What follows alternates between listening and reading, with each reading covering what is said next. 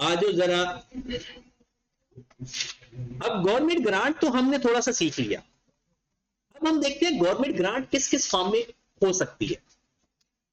तो फिर हम अपने रूटीन में पढ़ते हैं। अगर हमने सेपरेट क्लास रखनी है ना तो कुछ ज्यादा परेशानी वाली बात नहीं है। मेरे तो यही प्लान था कि आज ना उनके साथ मिला के छोड़ूंगा आपको, और उसके साथ नहीं मिल रहा। अल्लाह आपको मरने के बाद जन्नत नसीब फरमाए।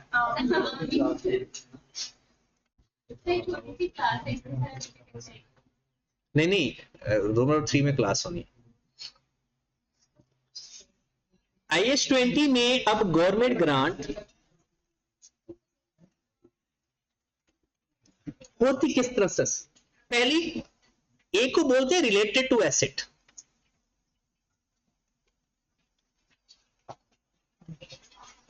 इसमें क्या होगा, गवर्नमेंट कोई एसेट खरीदने के लिए हमें थोड़ा सा चंदा दे देगी, हमें पैसे दे देगी एसेट खरीदने के लिए, या यानी ये होगा क्या, कैश फॉर्म में होगा, हमें कैश दे देगा एसेट खरीदने के लिए, थोड़ा कैश या पूरा कैश दे दे, मेहरबानी उसकी। एक होता है नॉन कैश आइटम फॉर्म में, नॉन कैश आइटम्स, मतलब वो लैंड हमें दे दे, हमें कोई बिल्डिंग दे दे, हमें कोई प्लांट दे दे, खुद खरीद के दे दे, तो वो नॉन कैश फॉर्म में गवर्नमेंट ग्रांट हमें मिल जाएगी। इसकी सबसे बड़ी एग्जांपल लैंड ही होती है कि गवर्नमेंट हमें फैक्ट्री बिल्डिंग बनाने के लिए लैंड प्रोवाइड कर देती है। फिर रिलेटेड टू, अच्छा इसे बोलते हैं इनकम है, होता ही एक्सपेंस है। रिलेटेड टू इनकम, बुक में इसे इनकम लिखा हुआ है लेकिन होता क्या है, ये एक्सपेंस। कैसे का एक्सपेंस है? जैसे गवर्नमेंट ने, मैंने आपको कहा, गवर्नमेंट ने कहा कि आपने ना फलां इलाके के लोगों को ना, सपोज दैट नारोवाल के लोगों को या सियालकोट के लोगों को ना आपने एम्प्लॉयमेंट प्रोवाइड करनी है, मगर हमने कहा कि वो तो हम उनकी तनख्वाह नहीं पे कर सकते, वो तो बड़े जीनियस होते हैं, वो ज्यादा सैलरी लेते हैं। तो गवर्नमेंट ने कहा नहीं, आप उनको हायर करें, उसका जो 75% सैलरी है वो हम पे करते हैं। अब लिखा तो रिलेटेड टू इनकम हुआ है लेकिन गवर्नमेंट हमारा एक्सपेंस बेयर कर रही है। या कोई फैक्ट्री वाले को कह देती है कि आपका जो यूटिलिटी का बिल महीने का आएगा उसका 80% मैं पे कर दूंगी या 30% मैं पे कर दूंगी, ये भी रिलेटेड टू इनकम है। गवर्नमेंट हमारा कोई एक्सपेंस बेयर करना शुरू करते हैं under some condition. Government grant में है क्या, transfer of resources under some condition for operation of the entity. तीसरे नंबर पर रिलेटेड टू एक्सपेंस ही कह देते हैं इसको, ऑलरेडी इनकर्ड। ऐसा कोई एक्सपेंस या हमारा लॉस जो पहले ही इनकर्ड हो चुका हो, अब गवर्नमेंट उसको कंपनसेट कर रही हो, तो ये भी गवर्नमेंट ग्रांट में आता है। इसकी कोई एग्जांपल दे सकता है? कोई example related to expense already incurred के गवर्नमेंट हमें, हमारे लिए हमें कोई पैसे दे रही है उन एक्सपेंसेस के अगेंस्ट जो हमारे पहले खर्चा या नुकसान हो चुका है। कोविड में वैक्सीन का जो आप सैनिटाइजर, ये तो मुझे लगता है ये ज्यादा बेस्ट एग्जांपल नहीं है। बुरे माना में फैक्ट्री बंद हो गई कोविड में, हाँ, तो उसके लिए अगर गवर्नमेंट बाद में उसके नुकसान का अजाला कर दे, जैसे कभी फ्लड आ जाता है तो गवर्नमेंट कहती है कि जनाब जिन जिन लोगों की ना फसलें तबाह हुई है ना, हम उनको इतने पैसे दे देते हैं। या अगर कोई ये धमाका वगैरह हो जाता है या कोई इस तरह के मसाइल हो जाते हैं तो गवर्नमेंट 10-10 लाख का चेक दे देती है जख्मियों को। तो वो सारा क्या होता है कि जो ऑलरेडी, जैसे एक फैक्ट्री में कोई मसला हो गया तो गवर्नमेंट ने कहा कि भाई जैसे अभी कोविड के अंदर फैक्ट्री बंद थी, तो अगर गवर्नमेंट ने को कहा कि जी जितने भी मुलाजमीन है उनकी सैलरी हम दे देते हैं, तो ये क्या होगा कि वो एक्सपेंसेस है जो ऑलरेडी इनकर्ड हो चुके हैं और गवर्नमेंट बाद में हमें उसको कंपनसेट कर रही है। उसके बाद फॉरगिवेबल लोन,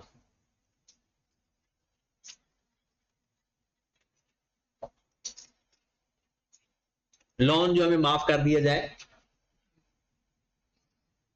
या लोअर रेट के ऊपर लोन हमें मिले,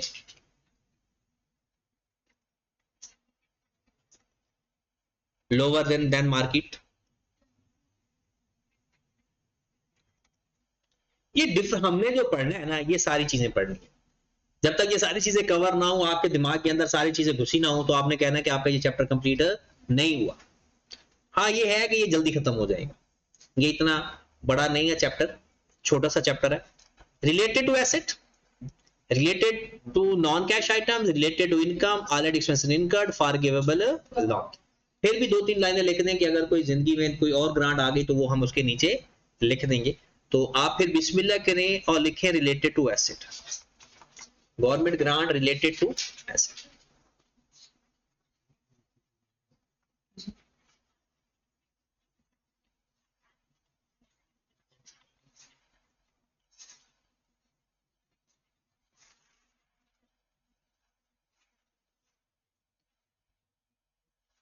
government grant related to asset क्या मतलब है कि गवर्नमेंट हमें कुछ कैश दे देगी जिसके बदले हम कोई एसेट खरीद लेंगे।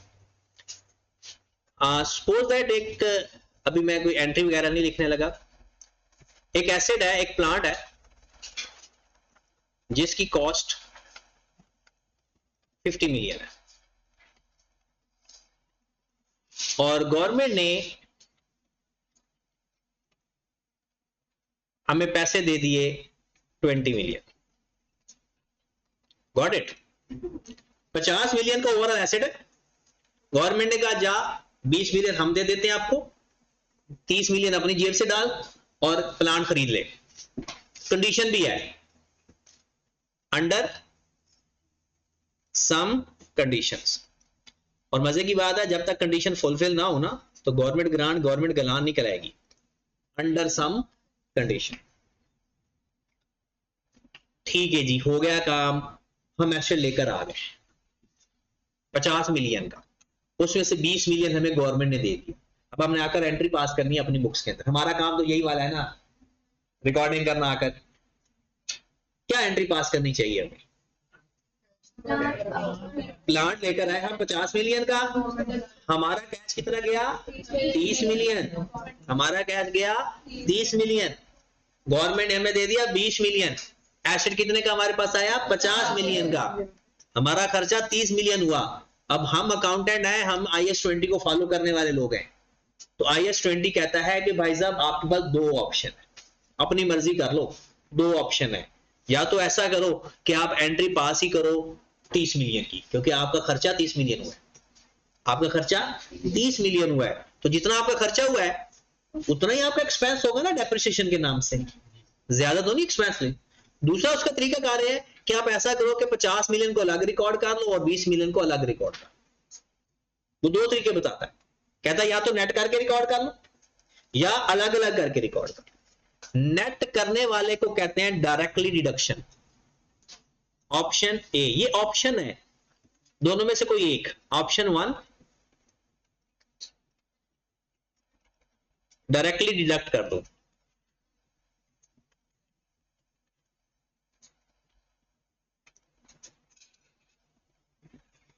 Option 2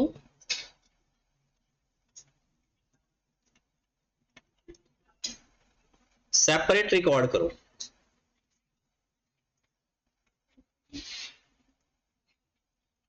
recognize as deferred grant,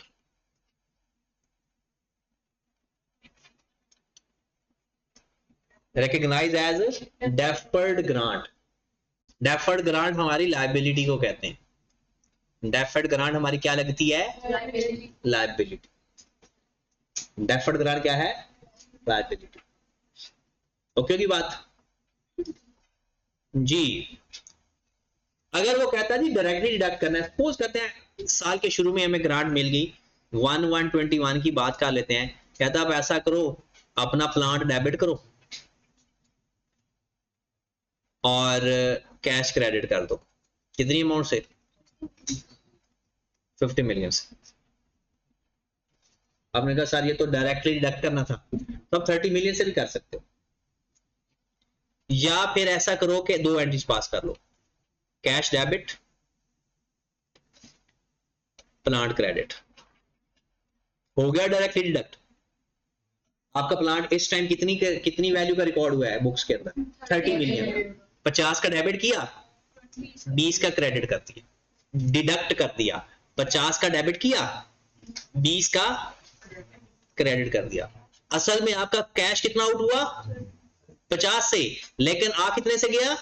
20 से, तो ये भी नेट होके 30 जी। गवर्नमेंट ग्रांट लिखेंगे ये कह रहे हो? ऊपर हेडिंग देखें क्या है, डायरेक्टली डिडक्शन। अगर आप डायरेक्टली डिडक्ट करोगे ना तो एसेट को ही क्रेडिट कर दो, एसेट से ही माइनस कर दो।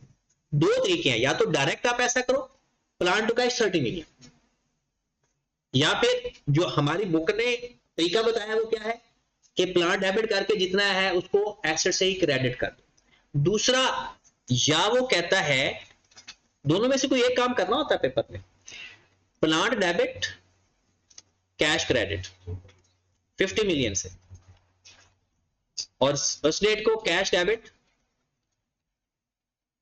डेफर्ड ग्रांट क्रेडिट 20 मिलियन से। गवर्नमेंट ने हमें जो पैसा दिया हमने उसको ना लायबिलिटी रिकॉर्ड कर लिया।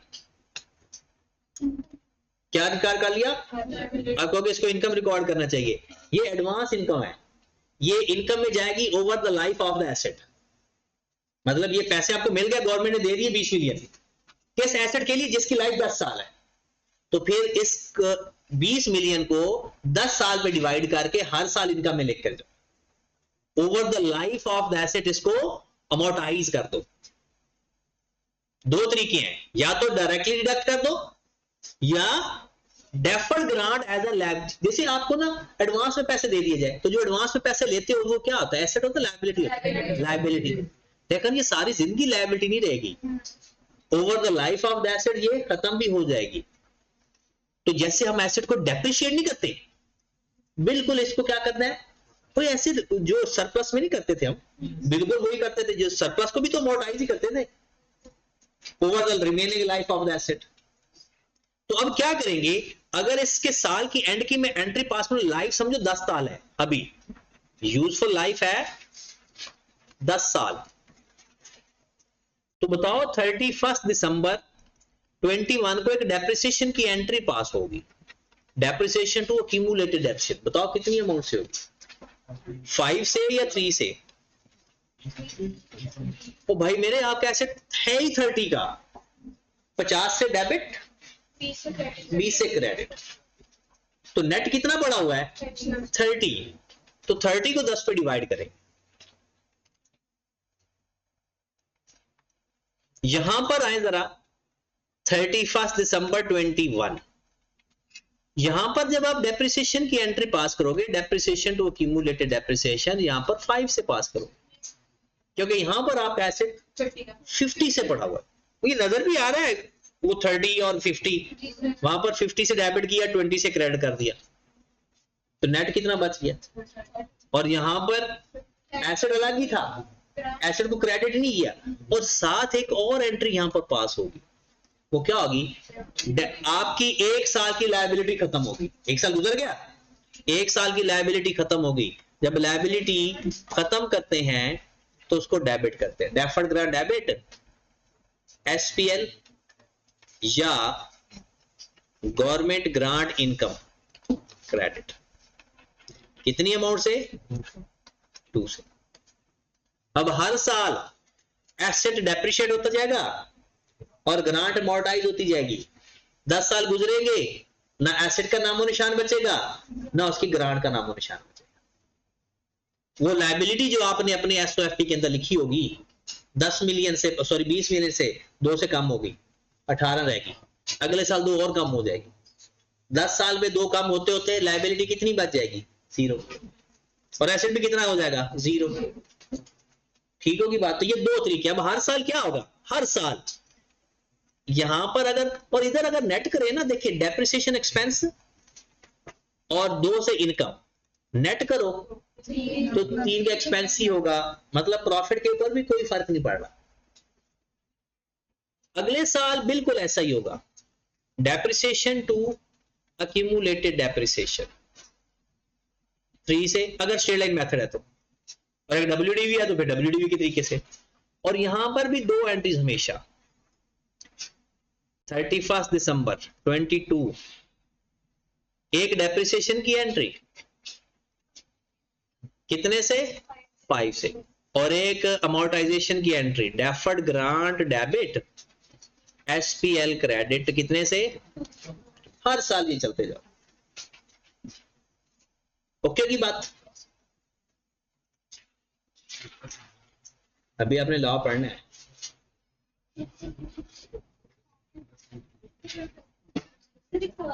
ये जो ग्रांट मिलता है जिसकी एंटिटी को बनता है, ये उसकी रिस्पांसिबिलिटी है, उसको आपको वापस पे करना। नहीं, अगर कंडीशन वायलेट हो जाए तो फिर रिफंड करना पड़ता है। अगर आपने कंडीशन फुलफिल कर ली है तो फिर अगर वो वापस जो करना था वो तो फिर लोन हो गया ना, फिर तो ग्रांट हुई ना। लेकिन इस तरह करने के बाद भी हाँ, वायलेशन करेंगे तो फिर हमें रिफंड का केस भी पढ़ना है कि अगर गवर्नमेंट ग्रांट हमें वापस करनी पड़े। जैसे सपोज दैट उन्होंने कहा कि आपने ना 5 बंदे ना, या आपने अगर 50 बंदे एम्प्लॉयमेंट में रखने हैं ना तो 40 बंदे रेवेन्यू से होने चाहिए। तो पता चला रेवेन्यू के बंदे ही नहीं कम में है, आपने रख तो लिए, बाद में चला गवर्नमेंट ने आपको 2 लाख दिया, रेवेन्यू वाले बंदे आपका 5 लाख का नुकसान कर देंगे, तो आप ना बंदों को निकाल के ना गवर्नमेंट के पैसे वापस कर दो। क्या बेहतर है कि इन बंदों से ना दूरी रहे। चलिए अब आते हैं, थोड़ा से 2-3 केस डिस्कस करने हैं मैंने, वो जरा ध्यान से बैठना है आपने। ये बुक के अंदर नहीं है डिस्कस्ड, और ये आपको बुक से नहीं मिलेगी चीजें, ये आप अपने रजिस्टर पे नोट कर लें और इसको चाहे बुक में फिर बाद में ऐड कर लेना। वो ये है कि एसिड खरीदने की डेट और ग्रांट मिलने की डेट अगर आगे पीछे हो तो, ये तो अभी हमने जो केस पढ़ा है ना, ये तो है कि हमें ग्रांट भी उसी दिन मिली, एसिड भी उसी दिन मिला। बल्कि ये केस एक दफा मैं केस नंबर 1, ये कोई किसी बुक में नहीं लिखा हुआ, ये खुद के बनाए हुए केस है कि सपोज हमें जो प्लांट मिला, प्लांट परचेज करने की डेट और गवर्नमेंट रिसीव करने की date, government grant receive same date को, ये जो हमने अभी केस पढ़ा है उसमें क्या करेंगे, दोनों केस में डायरेक्ट डिडक्शन का तरीका भी मैं बताता जाता हूं। और नंबर 1121 को समझ लेते हैं। हमने क्या किया, प्लांट डेबिट कर दिया, प्लांट या बिल्डिंग जो भी मिलेगा 50 से, और कैश क्रेडिट कर दी 50 से, फिर सेम डेट को हमने एंट्री पास कर दी कैश डेबिट प्लांट क्रेडिट 20 से, और फिर हमने उस साल डेप्रिसिएशन की एंट्री पास कर दी 31 दिसंबर 21 को, डेप्रिसिएशन टू इतनी अमाउंट से 3 से, और ये हमारा केस कंप्लीट हो गया। अगले साल तो फिर आप काम करते ही जाओगे ना। ये था अगर ऑप्शन 1। अच्छा, ऑप्शन 1 क्या डायरेक्टली डिडक्शन है, ये स्टैंडर्ड ने बताया? नहीं, आप ऑप्शन 1 दूसरे को भी कह सकते, ये ऑप्शन है। एक 2 ऑप्शन है, एक है डायरेक्टली डिडक्शन और एक है सेपरेटली रिकॉग्निशन। आप सेपरेटली रिकॉग्निशन वाले को ऑप्शन 1 भी कह सकते हो, जिसको मर्जी 1 कह दो, जिसको मर्जी 2 कह दो। दूसरी ऑप्शन है हमारे पास सेपरेटली रिकॉग्निशन, उसके लिए क्या किया हमने, 1121 को प्लांट डेबिट 50 से, कैश क्रेडिट 50 से, सेम डेट थी तो कैश टू डेफर्ड ग्रांट। तो किसी को नींद तो नहीं आ रही? आ भी रही है तो फिर भी क्या कर सकते हैं। और फिर उसके बाद 2 एंट्रीज, एक वो दिसंबर 21 को डेप्रिसिएशन टू अक्यूमुलेटेड डेप्रिसिएशन 5 से, और सेम डेट को डेफर्ड ग्रांट लायबिलिटी कम कर दो और एसपीएल में चार्ज कर दो कितने से, 2 से। ये हमारा पहला केस जो अभी हमने केस कंप्लीट किया। ये तब ऐसी एंट्रीज करनी है जब सेम डेट को गवर्नमेंट ग्रांट मिलती है। बट अगर ऐसा आ जाए कि थोड़ा सा चेंज आए,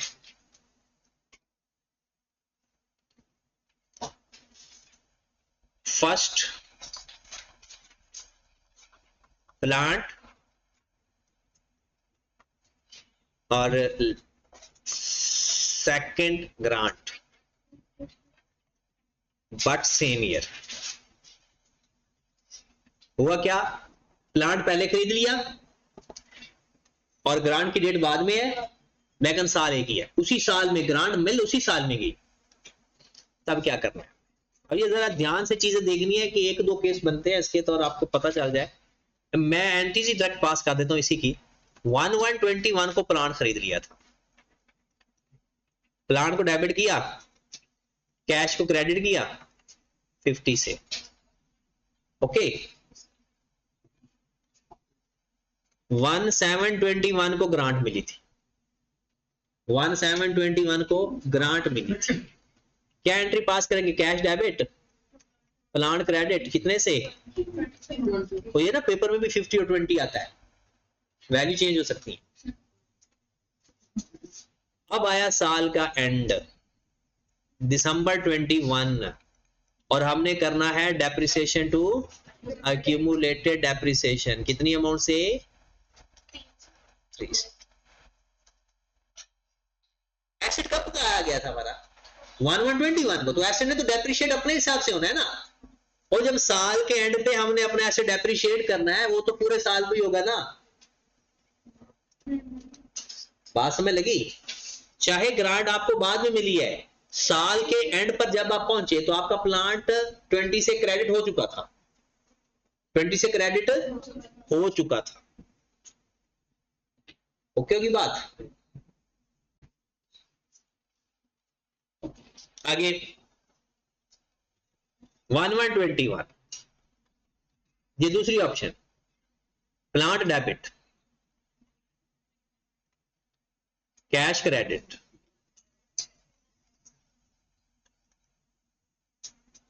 one 721 cash debit deferred grant credit 20 से, दिसंबर 21 डेप्रिसिएशन टू अक्यूमुलेटेड डेप्रिसिएशन, कितने से भला, 5 से, दिसंबर 21 डेफर्ड ग्रांट डेबिट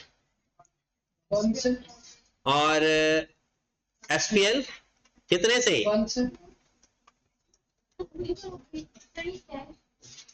क्या है,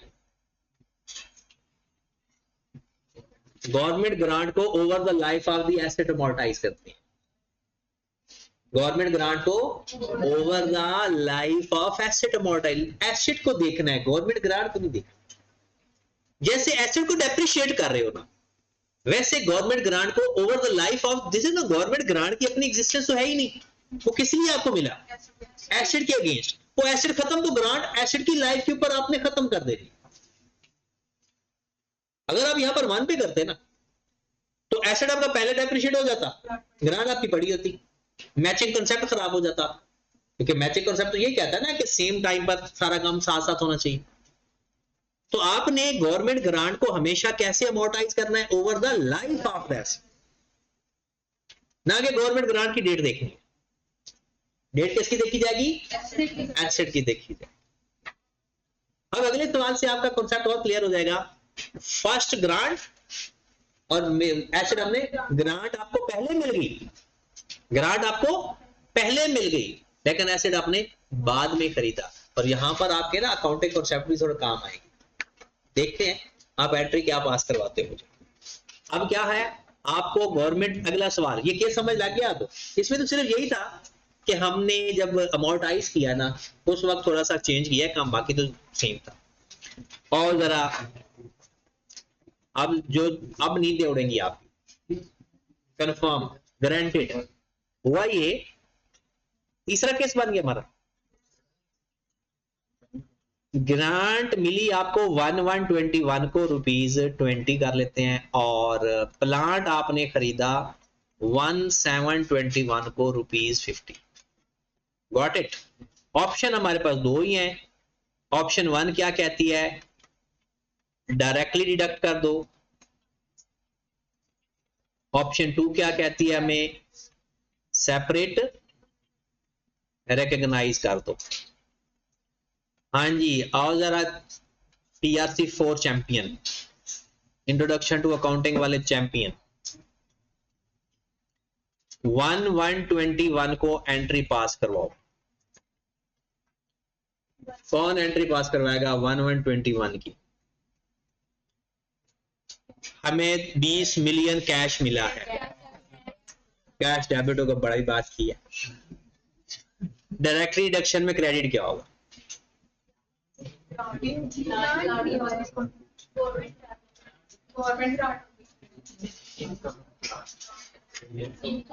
डायरेक्ट रिडक्शन में क्या होगा?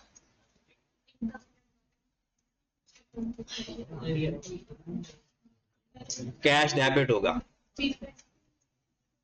डेफर्ड ग्रांट ही क्रेडिट होगा। इसकी वजह, क्योंकि अभी तो हमने एसेट खरीदा ही नहीं, जो पैसे मिले स्टिल लायबिलिटी है, जो पैसे मिले वो अभी लायबिलिटी है। 1121 फिर 1721 को जिस दिन एसेट खरीदा उस दिन क्या होगा? 1721 एसेट खरीदा, प्लांट डेबिट, कैश क्रेडिट कितने से? 50 से। और साथ एक और एंट्री पास होगी डायरेक्टली डिडक्शन की। फातिमा क्या एंट्री पास हो? 1721 को दूसरी एंट्री बताओ ध्यान से। कैश डेबिट, अल्लाह आपको जन्नत नसीब करे। देखो अभी तक आप लोग बड़े नहीं हुए, फिर इसका मतलब है कि बड़े तब होंगे जब आपने तुक्के मारने छोड़ दिए, और बड़े होना पड़ेगा, ये मजबूरी है, नजाकत है, वक्त की नजाकत है, बड़ा होना पड़ेगा। इस टाइम आपने पहले ग्रांट लायबिलिटी रिकॉग्नाइज कर चुके, उसको खत्म कर दोगे, तो डेफर्ड ग्रांट को खत्म कर दोगे, क्योंकि आपकी लायबिलिटी खत्म होगी।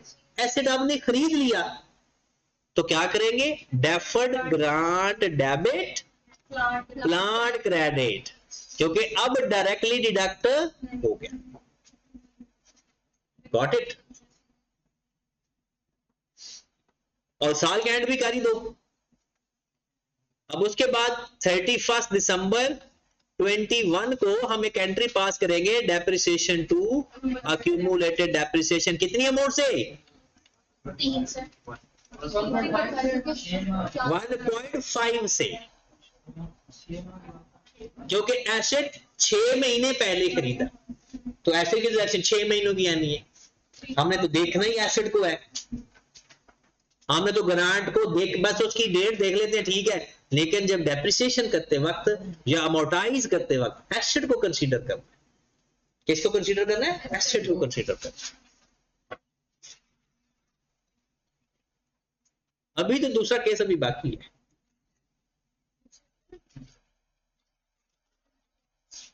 ये बात समझ लगी? क्या किया पहले हमने? डायरेक्ट डिडक्शन के बावजूद भी हमने डेफर्ड ग्रांट को क्रेडिट किया, क्योंकि तब तो किस में से डिडक्ट करते? ऐसा तो था ही नहीं, तब तक हमने लायबिलिटी लिख दिया, होल्ड कर दिया।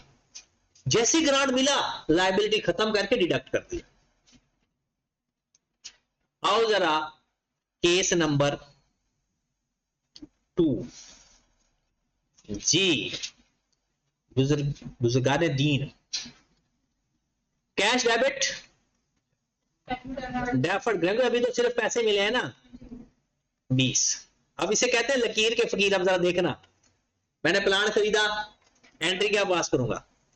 प्लांट डेबिट, कैश क्रेडिट 50 से। इस दिन दूसरी एंट्री बताओ क्या हो?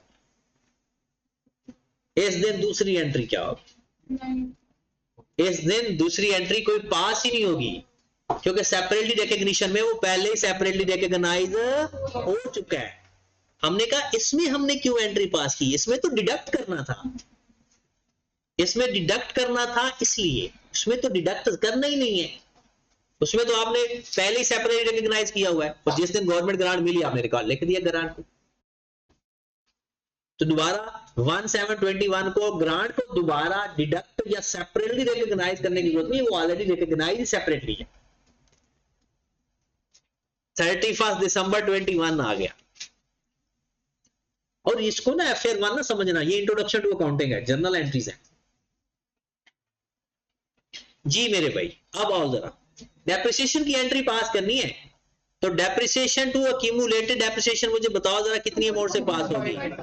2.5 से एंट्री पास होनी थी ना, अब 6 महीनों की एंट्री पास होनी है। और गवर्नमेंट ग्रांट की एंट्री क्या पास? वो बताएं, गवर्नमेंट ग्रांट की वो तो 1121 पे मिल गई थी। सर वो तो deferred grant debit SPL credit कितने से? 1 से, क्योंकि इसको रखना लाइफ एसेट के है। जिस तरह से एसेट को डेप्रिशिएट कर रहे हो ना, वैसे इसको अमोर्टाइज कर। एसेट की तो अभी खरीदा है, नहीं अगर ग्रांट वो अभी वो करने लगे, वो साइड पे आ रहे हैं। हाँ जी, अब देखिए ग्रांट आपको पहले मिल गई थी, लेकिन इसको अमोर्टाइज कैसे किया? 6 महीने के ऊपर, over the life of asset. जैसे एसेट की ट्रीटमेंट कर रहे हैं ना, जैसे पहले 6 महीने बाद मिली थी, हमने पूरे साल की ग्रांट लिखी थी, क्योंकि उस वक्त डेप्रिसिएशन पूरे साल की थी। ये केस के कौन सा है? 3 हो गए, पहले ग्रांट बाद में एसेट, पहले एसेट बाद में ग्रांट, सेम डेट हो गया। एक और केस पेपर में आया हुआ है, ग्रांट आपको 1 साल बाद मिली, ग्रांट 1 साल बाद मिले, ये थोड़ा टेक्निकल मसला है। एसेट 1 साल बाद, ग्रांट 1 साल पहले ले ले, फिर कोई टेक्निकल मसला नहीं, क्योंकि जब तक हम एसेट नहीं लेंगे उसको लायबिलिटी लिख लेंगे, और जैसे ऐसे ले लेंगे लायबिलिटी खत्म कर देंगे और आगे उसको अमोर्टाइज करना शुरू कर देंगे। लेकिन जो टेक्निकल केस है ना, एसेट खरीद लिया, पूरा साल गुजर गया, अगले साल जाकर हमें ग्रांट मिली। ये अच्छा सवाल है और इसमें ये मजेदार बातें भी हैं, तो इसको फिर देखते हैं। आओ जरा,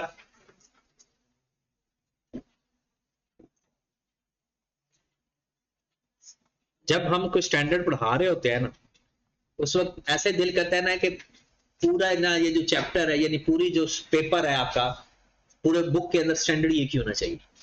इतनी बातें एक स्टैंडर्ड में हो सकती हैं, लेकिन मजबूरी यही होती है। और ये आई कि आपने ना किताब के अंदर ये सारे केस डिस्कस नहीं किए, लेकिन पेपर में सवाल आए हुए हैं। अब पेपर में सवाल आए कि आपको लगता है कि आप लोगों का अकाउंटिंग का पेपर पास है पीआरसी का, इसलिए आपको जनरल एंट्री तो आती होगी, इसलिए आई कि आप ये सवाल दे देता है पेपर में बगैर किसी खौफ के। हाँ जी, वो जमीर भाई जाग रहे हो? यस बताना जब नींद आए। अच्छा आ रही थी, नहीं वो तो मैंने आपको कहा था कि आप तो उड़ जानी है नींद, अभी तो यहाँ अब तो उड़ने वाली बात है, पहले तो जागने वाली बात थी। आओ जरा, हुआ ये 1121 को या 1721 को, वट एवर, प्लांट खरीदा, 50 को लेकर चलते हैं, और 122 को गवर्नमेंट ग्रांट मिली, या अगले साल किसी भी दिन 20 मिलियन से। अब मजेदार काम होगा, 1121 में एसेट खरीद लिया था और अगले साल जाकर ग्रांट मिली। तो मजे की बात है, ग्रांट पहले मिल जाए ना, इतना मसला नहीं है, ग्रांट पहले मिल जाए, वो एक ही एक्स्ट्रा एंट्री पास होती है और डायरेक्टली डिडक्शन किया था, अदरवाइज सारे का सारा सवाल आसान होता है। लेकिन प्रॉब्लम यहां पर आ सकती। और जरा 1121 को आपने प्लांट खरीदा 50 मिलियन का और आपको ग्रांट मिल गई 20 मिलियन। 2021 में कुछ करोगे? प्लांट आपका आ चुका है, वो डेप्रिशिएट होना है, सारे काम होने हैं, तो एंट्री पास करें 1121। एंट्री क्या पास होगी? प्लांट टू कैश, कितनी अमाउंट से? 50 से, यानी। और दूसरा केस में 1121 को, भाई प्लांट तो आ गया ना, ऑप्शन जो मर्जी हो, प्लांट आ गया तो उसकी तो एंट्री पास करो। 2021 पूरा गुजर गया, ग्रांट आई नहीं, मिली नहीं, या तब गवर्नमेंट ने कुछ कहा ही नहीं था, हमने पहले एसेट खरीद लिया था। ये 2 साल बाद भी हो सकता है केस, 3 साल बाद भी हो सकता है। अब क्या करेंगे? 31 दिसंबर 21 को कुछ होना है, डेप्रिसिएशन टू अक्यूमुलेटेड, कितने से? और इस केस में सेम, क्योंकि अभी तो गवर्नमेंट ग्रांट का नामो निशान ही नहीं है, वो पहले साल तो गवर्नमेंट ग्रांट का नामो निशान ही नहीं है। अब आ गया हमारा दूसरा साल, 1122 को हमें ग्रांट मिल गई, 1122 या साल के किसी भी हिस्से में। एक बात यहां पर जहां भी लिखना चाहते हो लिख लो, या दिमाग में प्रिंट करना चाहते हो, ग्रांट साल के किसी भी हिस्से में मिले, ऐसे समझना है जैसे साल के शुरू में मिल गई थी और डेप्रिसिएशन करते वक्त। ऐसे नहीं समझना कि वो उसमें टाइम नहीं, वो एसिड है जितना टाइम चाहिए उतना टाइम इस्तेमाल करो। ग्रांट जब भी मिले, कंसीडर क्या करना है, एंट्री पास करते वक्त वही डेट लिखेंगे, लेकिन दिल में कंसीडर क्या करना है कि जैसे उसी साल के शुरू में मिल गई, उसी साल के। तो फिर आपसे ना गलती नहीं होगी कि वो 6 महीने अप्लाई करें या 4 महीने अप्लाई करें, फिर हमने सिर्फ देखना ही एसिड को होता है, ग्रांट को तो देखना ही नहीं ना, हमने तो एसिड की लाइफ को देखना है। जी मेरे भाई, डायरेक्ट डिडक्शन में 1122 को या किस डेट को आपको ग्रांट मिली अगले साल या दूसरे या तीसरे साल, क्या एंट्री पास करेंगे, क्या एंट्री पास करेंगे? कैश टू प्लांट 20 से, गॉट इट। और यहां पर 1122 को कैश टू डेफर्ड ग्रांट, कितने से? 20 से। लो जी मुसलमानों, तैयार हो जाओ। 31 दिसंबर 22 को मैंने एंट्री पास करनी है, डेप्रिसिएशन टू अक्यूमुलेटेड डेप्रिसिएशन। हाँ जी, बताओ जरा किस अमाउंट से एंट्री पास? 3 से 2.78 से। अब जरा देखिएगा, आपने 20 प्लांट में से माइनस किया, किससे? तो जाग रहे हो ना, एक दफा सिर्फ 5 मिनट के लिए जागना है बस, फिर सो जाना पूरी तरह दिमागी तौर पर। अब मुझे बताओ, यहां पर जब ग्रांट हमें बाद में मिली, हमने एसिड में से माइनस करना है, एसिड में से माइनस, एसिड कितने का? 50 का। ओ भाई, एसिड आपका 45 का है, एसिड आपका 45 का है, 50 का नहीं है। कैसे पता चला? तो 5 तो डेप्रिशिएट हो गया, 5 तो आपका एसिड पहले डेप्रिशिएट हो चुका है। वो सेम ईयर हो ना, तो ये चक्कर नहीं होता, क्योंकि साल के एंड में डेप्रिशिएशन लेते होते हैं। तो 2 साल गुजर जाए, 3 साल गुजर जाए, 4 साल गुजर जाए, ऐसे जैसे चेंज इन एस्टिमेशन का कॉन्सेप्ट किसी को है? क्या होता है चेंज इन एस्टिमेशन के अंदर? सबसे पहले बुक वैल्यू फाइंड करो और फिर चेंज अप्लाई करो। तो पहले बुक वैल्यू फाइंड करो, कितनी है बुक वैल्यू भाई मेरे? मैं यहां पर वर्किंग कर रहा हूं, 45 में से 20 माइनस कर दो, कितना बच गया? 25 को रिमेनिंग लाइफ या न्यू लाइफ पे डिवाइड कर दो, that is change in estimation. अगर आपको गवर्नमेंट पहले मिल जाए कोई चक्कर नहीं, बाद में मिले, तो जब भी किसी और साल में, ईयर गुजरने के बाद, 2 साल 3 साल गुजरने के बाद, तो क्या करेंगे? सबसे पहले बुक वैल्यू फाइंड करेंगे, उससे माइनस करके उसको लाइफ चेंज होगी तो नई लाइफ चेंज नहीं हुई तो अब रिमेनिंग लाइफ कितनी है? कितना आ गया आंसर? 2.7। तो बात समझ लगी? ये जब भी बाद में अगले किसी साल ग्रांट आपको मिले, किसी भी साल, आपने करना क्या है? सेम तरीका, गॉट इट। अब आ जाओ सेपरेटली रिकॉग्निशन में, ये भी कोई कम इंटरेस्टिंग नहीं है। 31 दिसंबर 22 को डेप्रिसिएशन टू अक्यूमुलेटेड डेप्रिसिएशन 5 से ही, क्योंकि इसका तो चक्कर ही नहीं है।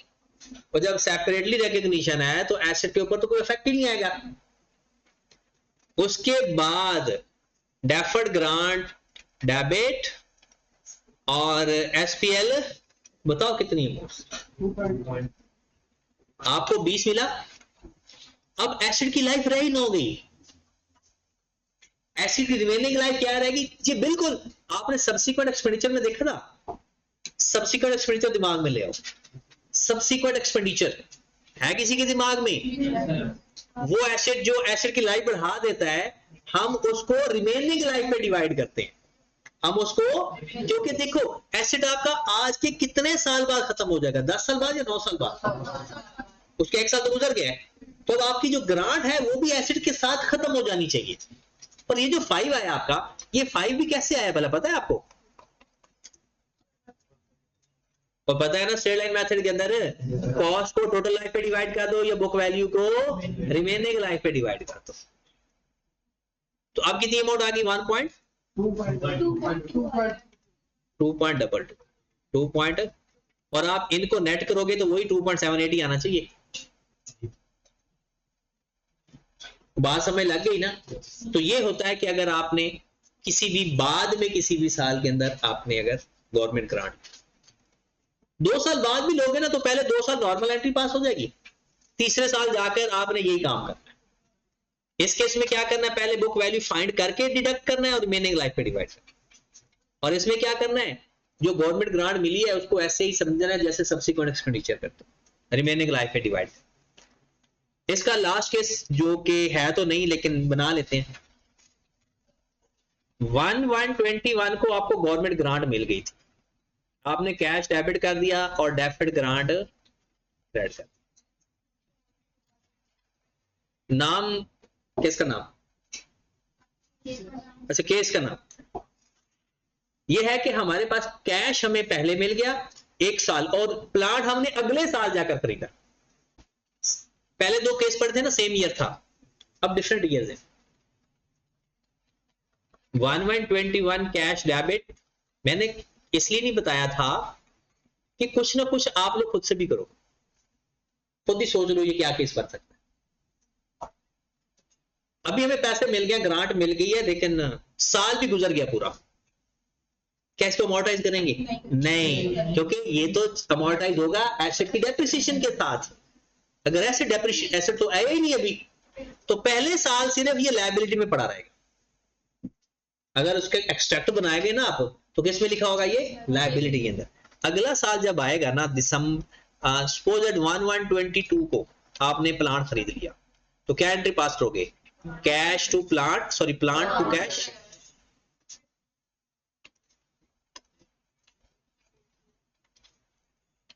प्लांट टू कैश 50 से, और साथ ही एक और एंट्री पास करनी है, डेफर्ड ग्रांट खत्म कर दो और प्लांट में से डिडक्ट कर दो 20 से। और अब 31 दिसंबर 22 को डेप्रिसिएशन टू एक्यूमुलेटेड डेप्रिसिएशन, ये बुजुर्गों बताओ जरा 3 से, क्योंकि एसेट की लाइफ तो अभी 10 साल शुरू हुई है। कौन सी एसेट की लाइफ गुजर गई है? हमने तो एसेट की लाइफ को देखना। और यहां पर 1/1/22 को जब हम एंट्री पास करेंगे, प्लांट डेबिट कैश क्रेडिट 50 से, और इसकी दूसरी एंट्री नहीं पास होनी क्योंकि लायबिलिटी ऑलरेडी रिकॉर्डेड है। दिसंबर 22 को 2 एंट्रीज, दिसंबर 22, हाँ जी दिसंबर 22 को 2 एंट्रीज। पहली डेप्रिसिएशन टू अक्यूमुलेटेड डेप्रिसिएशन 5 से, और deferred grant debit SPL credit 2 से, ये ओवर द लाइफ। लो जी, ये इतने 4-5 केस हो गए। ये किसी भी सूरत में आ जाए, आपने ना ये रट्टा नहीं लगाना, इसको ना थोड़ी सी अंडरस्टैंडिंग डेवलप करनी है कि इसके अलावा कोई मेरे ख्याल में तो नहीं होना चाहिए, अगर लेकिन आई कैप से कुछ बाइद नहीं।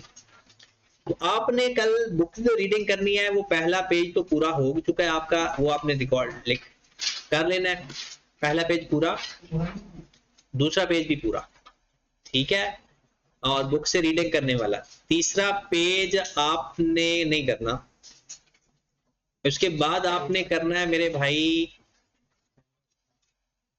क्योंकि हमने एसेट पे डायरेक्ट चले गए,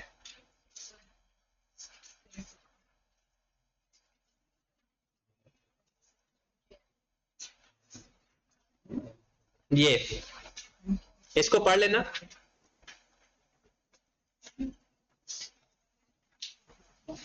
और इसकी एंट्रीज देख लेना, ये आपको वही चीजें मिलेंगी। लेकिन ये है कि एग्जांपल नंबर 10 कर लेना, इसके एक्सट्रैक्ट आपने करने हैं, मैं कल करवाऊंगा, एक दफा कर लेना, ट्राई करने में क्या हर्ज है, बस इतना ही, ठीक है। और ये जो अभी आपको पढ़ाया है ना, इसको आपने दोबारा रिवाइज करना है। और उसकी अच्छी चीज ये है कि आपको यहाँ पर बोर्ड पे आना पड़ेगा, ये सारे केस डिस्कस करने के लिए। कल आप मतलब कल यहाँ बोर्ड पे ये सारी डिस्कशन होगी हमारी और सबकी बारी आएगी। इंशाल्लाह कोशिश करेंगे कि सबको 5-5 मिनट मौका मिले। ठीक है।